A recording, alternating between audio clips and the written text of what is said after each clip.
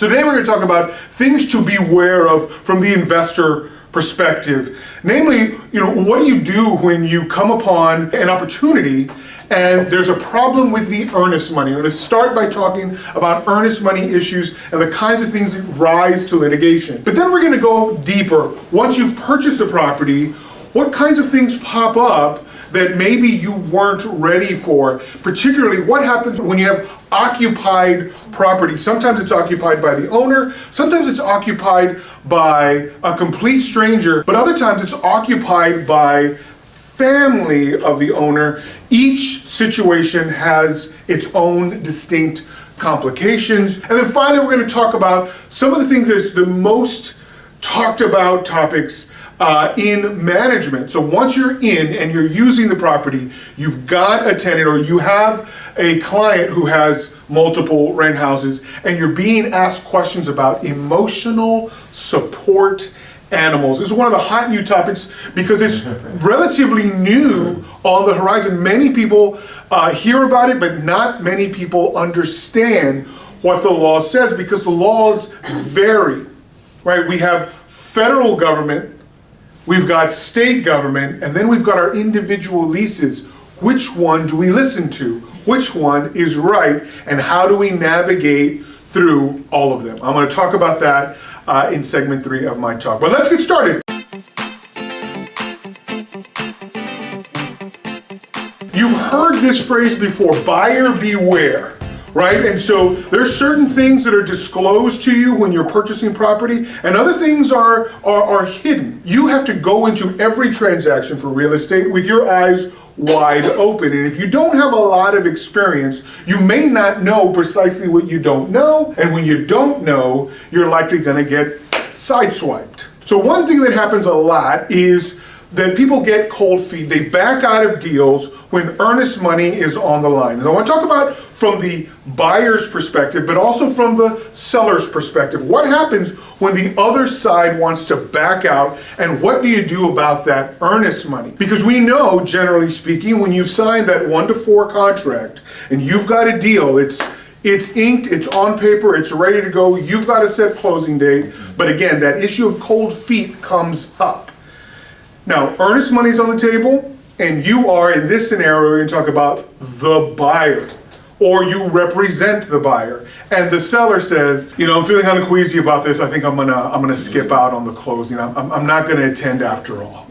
And so you get that dreaded call that they don't want to show up. But you are the buyer, and you say, well, I put that earnest money down. I want to get my earnest money back. Absolutely. If the seller backs out and you, the buyer, have paid earnest money, you are entitled to get that earnest money. However, you may not want it. You may instead want what we refer to as specific performance. You may want that property because the reason they want to back out is because, hey, turns out there's all sorts of equity here that they didn't consider at first, or they were simply not aware of at first, that you are 100% aware of. Don't be content with saying, well, they were nice enough to not give me any trouble with the earnest money. You have the opportunity to go and say, no, I'm sorry, I'm buying this place just like you agreed to sell it. And the fact that they refuse to show up to closing doesn't mean you're out of luck. Now, it may mean that you have to file a claim for breach because of their agreement to sell the property at X, that value. They may want to renegotiate terms, and if for whatever reason you're interested in doing that, or if it's convenient to you, you can, but you're not required to. Understand that once that earnest money has been paid, once that contract has been signed, and once closing is set, you're good to go. And the fact that they get queasy, or maybe they've got another buyer who's willing to offer them more money, doesn't matter. If they breach, you can sue them and you can recover your legal costs from that lawsuit. So many times people are, and this is most people, we are non-confrontational. We don't like trouble and we don't like the prospect of a lawsuit. But here's one thing that I hope makes you feel a little better. There's a clause in that 1-to-4 that says that if you are the prevailing party, you're entitled to recover all of your attorney fees, all of your court costs. So yes, you may, like with any real estate investment, have to put some money down and then later be able to recover it. And so the law is on your side as the buyer who's paid earnest money and has signed a contract to purchase when the seller backs out. Now that being said, what if you're on the other side? What if you are the seller and the buyer backs out? Well, the easy one is you get access to your earnest money, and as long as you, the seller, are not otherwise in breach, you are entitled to that earnest money. But how many of you have been in this position and you go to the title company and the title company says, well, we need that release from the buyer, and they refuse to do it? Well, guess what? That same clause in that agreement entitles you to reasonable and necessary attorney fees, and if you have to, you go into the small claims court if it's a less enough number, but if you're up over 15, 16,000, the jurisdictional limit of the justice court is $20,000 in the state of Texas. If you're up over that, in terms of the earnest money that's on the line, then you'll file in a county or district court, but those fees are secured by the agreement, and your court costs and attorney fees are. So don't be afraid of litigation if it comes to it, because sometimes just the threat of litigation is enough to get the other party in line. You know, sometimes there are reasonable and contractual basis for them to be out and not to lose their earnest money. We're not really talking about those situations, but if they are set to close and just change their mind, you can still enforce the contract, and if you have to, you may have to either threaten litigation or go through the litigation, because the earnest money isn't always easily released by them. For whatever reason, they can be stubborn, or maybe they misunderstand the law. Sometimes their agent is telling them, hey, you don't have a cause here. You're beyond your option to terminate this. You've lost your earnest money, and there's really no recourse. Any lawsuit is going to involve, court costs and attorney's fees. And they just, I don't care, I want my earnest money back. The fact that they're stubborn is not enough for them to win. If they are contractually obligated to pay it, you are contractually entitled to receive it, and you shouldn't just let it go. Just because they're pitching a fit, don't throw up your hands and say, okay, fine, 50-50, let's just go that way. And certainly don't give away 100%, you're entitled to all of it, right? And so things are different when the water is a little muddy. Maybe both sides have some kind of fault, or there's some peculiarity in your particular deal, but most of the time it's pretty cut and dry. Don't just give in when they cry foul if there is no foul, right? If you're 100% entitled to fight for those funds for your client to get that earnest money. Next, we're going to talk about occupied property, and buyers must beware whenever they are purchasing property and they haven't inspected it. I don't know how many times people buy property sight unseen, or they just look at photographs and figure that's good. Those photographs, number one, are never a 100% accurate detail of what you're buying. But number two, if you're not on the property, you don't know what's actually going on right now. Because sometimes people sneak in. Sometimes squatters take over a property, and now that's your problem once the deal has closed. So you always want to know what's going on, what are the facts on the ground. And sometimes you go in and they've told you, first scenario, the owner wants to stay for a couple extra weeks, or maybe a month, and they want a lease back. Well, I've seen so many of these go wrong. I've evicted people in this situation with a lease back, because what they really meant was, we want all the money from the closing, and then we're going to milk this for as long as we possibly can. Mm-hmm. Believe it or not, that does occur. And if you've got a terribly drafted lease agreement in that lease back deal, it just causes more problems than it solves. Let me give you a couple of tips. Number one, if the rent in that lease back is better than market, you are shooting yourself right in the foot.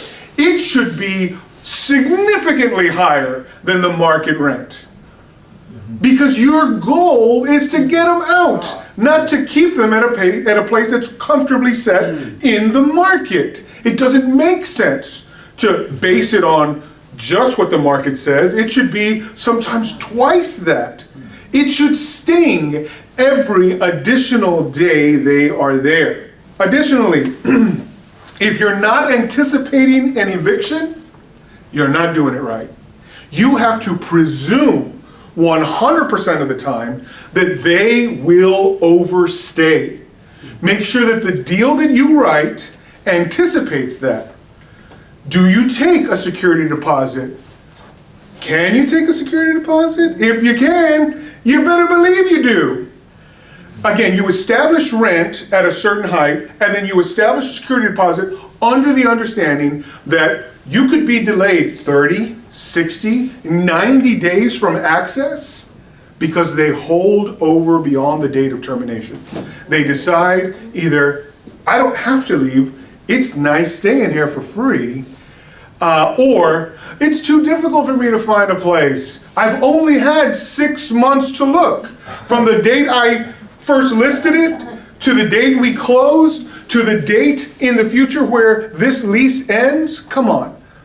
State of Texas gives you 3 days, a 3-day notice to vacate. So if you're telling me 60, 90, 120 days is not enough time, you're just not operating under reality, right? And so, understand that when you're doing this leaseback agreement, you have to do it from the perspective, they will breach. I want to make sure I'm protected. So you better know what it's going to cost you to go through an eviction and what it's going to cost you in terms of your loan, right? If you know your first payment of that loan is in 30 days, you need cash to cover that loan. If you know it's in 60 days, well, you've got a little more wiggle room, right? But you need to know what your damages will be in the event of breach and anticipate them. And hopefully they don't breach. And a well-structured lease agreement will prevent that breach. A poorly structured one only encourages them to stay as long as possible, which in the eviction course can be, again, multiple months. Horror story, I had one during the pandemic that went on for 1.5 years. Yeah, bad stuff. But that's again, I wasn't part of that. I got into it late, and by the time I was there, it was already a terrible mess. And by the way, that lease agreement was for $0 of rent. Yeah, I mean, it's just like you're not anticipating breach when you say, oh, you can stay for free. We're just going to give you additional time. Problem. You want to maximize not just the rent, but you've got to consider damages for holdover. Well, what if instead there is no leaseback agreement? Because the people who are there are not the ones who are signing your contract. It's a brother selling the family home and another brother, usually the black sheep of the family, that other brother is living there with his girlfriend and a couple of his buddies, right? It's usually not a good situation. But the one brother who is the executor, who mom and dad figured, hey, he's the responsible one, he's gonna take care of everything. He is taking care of everything. And he sold you a house that was occupied, but now that brother is your problem. Don't just guess that that brother or any person who is not contractually obligated to you already is just gonna go because you say so. Right? They probably know that, because it's not hard to find out, that you can't go in there and drag them out by force. That doesn't happen. You're gonna have to go through a legal process. At the very least, they recognize, unless some official document comes my way, or unless some court order is signed, I probably don't have to go anywhere, and they are 100% correct. And so it doesn't matter what your agreement was with the owner or the executor in this case. If someone else is in possession in the state of Texas, you must go through the eviction process. And so you have to send notice and you have to follow that procedure. Now, there's a couple of ways that you can resolve this that I talk about. One of them is cash for keys, because nothing's motivating like green, right? And so you didn't make that deal with them. And maybe that brother got cut out of the will, and so they got nothing from the closing. Sometimes they do, and that's the worst of the scenarios.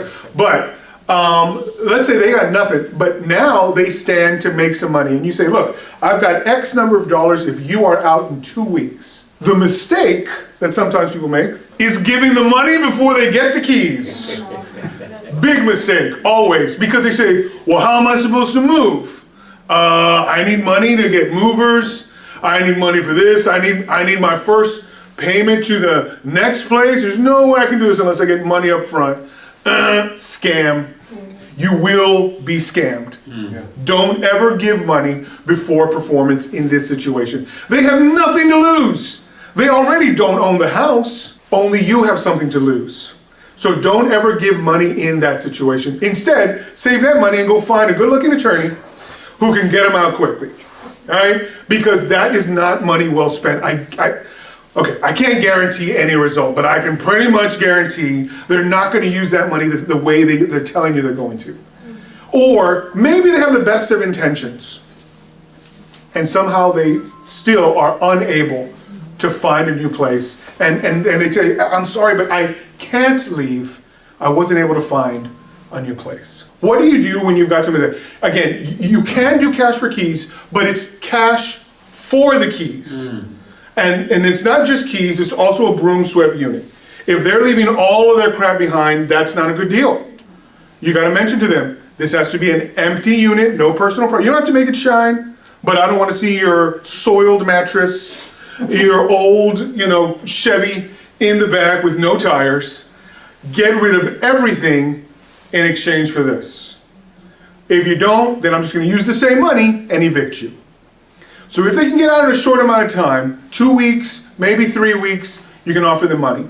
Otherwise, your money is better invested in the eviction process. Because the eviction process is going to take about 30 to 45 days. In the justice court, you will have a judgment.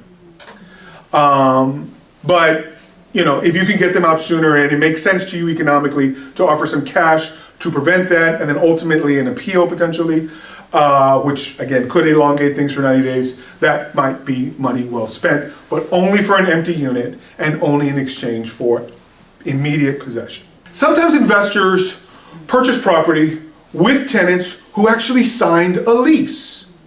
And they're perfectly happy because they intend to lease that property anyway. It's an investment property to buy and hold, and they're happy to get tenants, especially if the landlord gave a glowing review.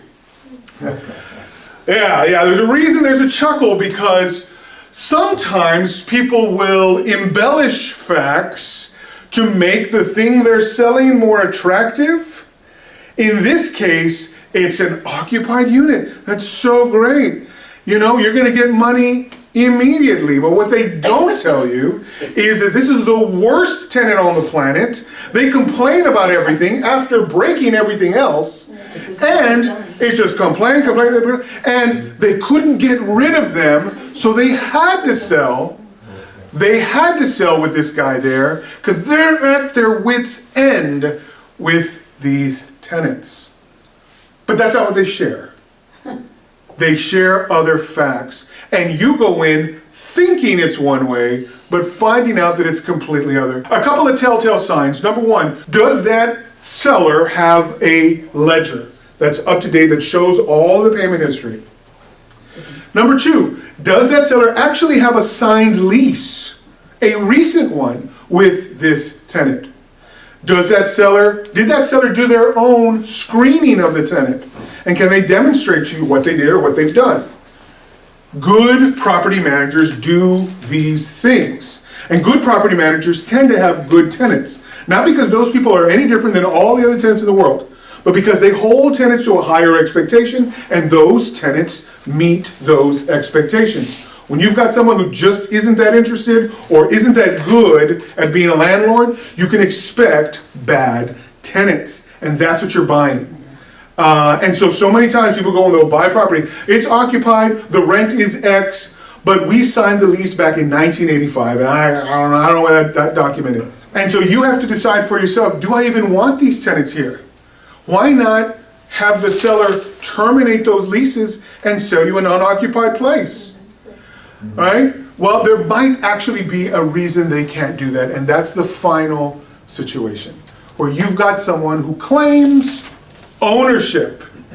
They don't have anything in writing, but they paid taxes one year, or there was a deal that they made with Uncle Ed, and now they claim that they own the place, and they've got some evidence of something that might imply there was a deal to buy the property. And now what you have is a monster headache. You've got someone there who can demonstrate to the eviction court, I've got a lawful claim to ownership that defeats any path to eviction. So now you have to go into the district court and do a lawsuit to quiet this title, or to have the court determine whether or not there is in fact a lawful claim to ownership on their end that was maybe never recorded. You know, if there is this lawful claim that has to be resolved by a court, guess what? That doesn't just add weeks. It doesn't just add months. It could potentially add years before you're able to access that property. And so you really got to think to yourself, do I want myself to buy property that's occupied under these strange facts? Or is this one deal I'm just going to let go? So when you don't ask these kinds of questions, when you don't get down and find out who is on the property and why are they there, you sometimes buy yourself a landmine. And there you go, walking right on it, and boom, everything blows up, and you're not able to, or your client is not able to benefit from that purchase. Well, let's say instead that you did purchase it, and you do have possession, and you don't have anybody there. You go and find a tenant, and they are in place, and they've been there for 6 months, and all of a sudden, although the lease says otherwise, they have a dog. And you're like, sorry, bub, notice of default, you've got an unauthorized pet. And they say, pet? This is my medical device. This is an emotional support animal. Fluffy makes me feel good. And you can't do anything about it. You can't charge me a deposit. You can't kick me out for sure. I have rights under the Fair Housing Act. Wouldn't you know, it's kind of true. They do have rights. The Fair Housing Act does allow for an emotional support animal. The question for you is what they got actually that? Is it really an emotional support animal? And how do we know? How do we know? Well, medical privacy. I can't even ask them about that. I could be sentenced to death by the federal government if I ask about medical stuff, right? Wrong. You can ask. In this situation, if the disability isn't open and obvious. Here's an easy one. Blind guy walks in with a seeing eye dog. Don't question that. That one's pretty obvious. Okay? But outside of that, you can't see when someone has an emotional disability or some other disability that isn't open and obvious to the eye, and that animal does accomplish this medical service. Now, I know there's a lot of eye rolling around the state and around the country. Like, oh my gosh, here's another one. Can't fly unless I got Fluffy. I can't go into a restaurant unless I got Fluffy because I've got emotional needs. Well, the truth of the matter is, many times these needs are legitimate. And many times these animals do a good service. It's not up to us to diagnose them unless there are licensed medical professionals here, but it is up to a licensed medical professional to make two determinations. Number one, that the party in question actually requires an emotional support animal. If there's nobody on the planet who has a medical license and has not stated unequivocally that this person needs this service, then it's not real.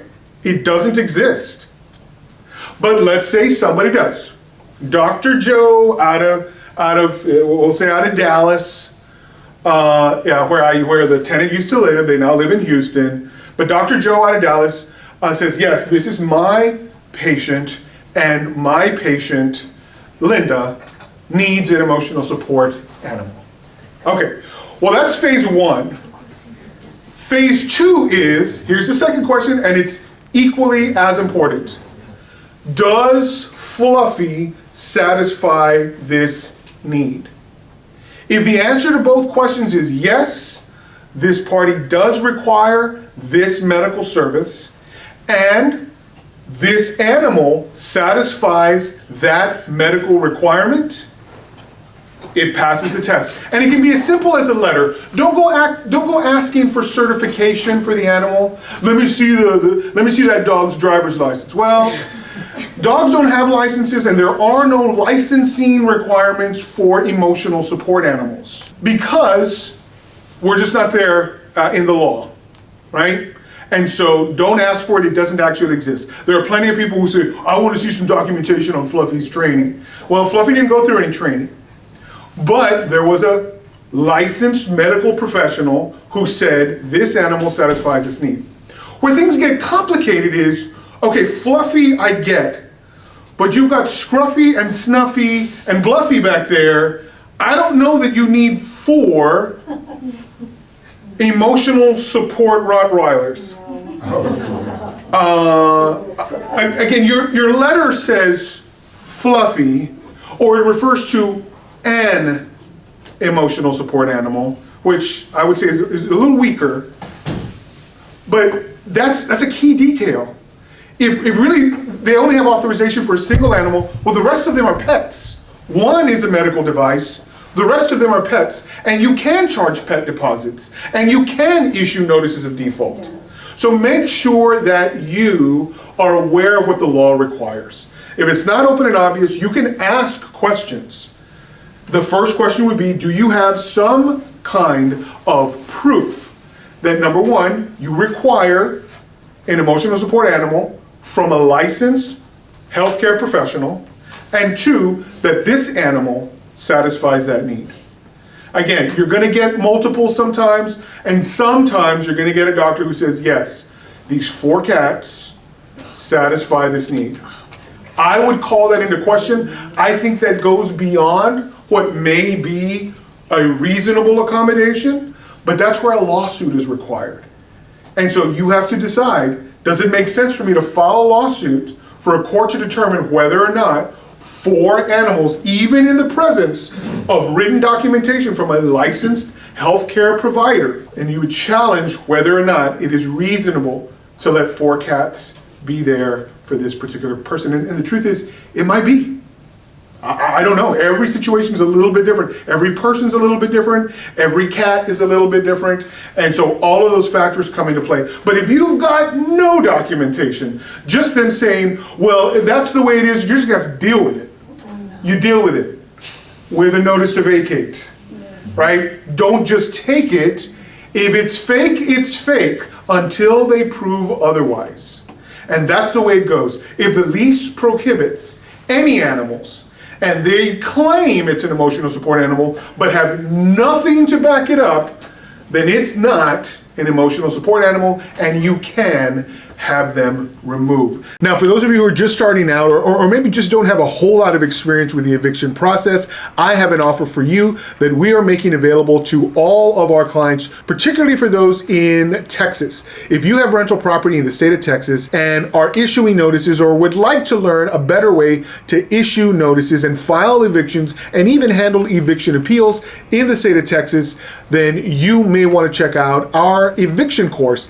There's a link in the description below, but you can also check out attorneyeg.com/eviction EV for more information on that eviction course. We walk you through the process of your notices, of filing, and even the kinds of things that you can expect at trial and on appeal. If you would like a course where we go step by step from notice to judgment to help you recover your property faster, I strongly encourage you to check out attorneyeg.com/EV, our Texas eviction course from start to finish. Again, I'm going to walk you through multiple modules. I give you samples of your notices, samples of an eviction petition, and plenty of resources along with my step-by-step training to help you file your own eviction with success. If you need more information, feel free to send us an email at info@attorneyeg.com and check us out at attorneyeg.com/EV for information on our Texas eviction course.